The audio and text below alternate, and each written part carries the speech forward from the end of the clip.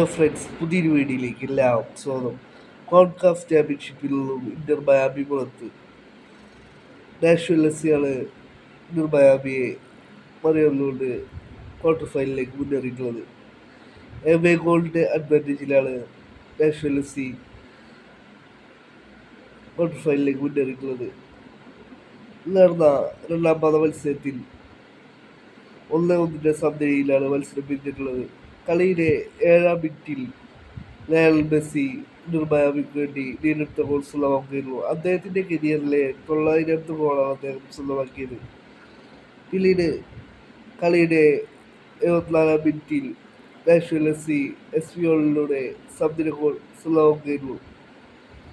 ഇതോടെ Inter Miami CONCACAF ചാമ്പ്യൻഷിപ്പിൽ നിന്നും പുറത്താവുകയാണുണ്ടായത്.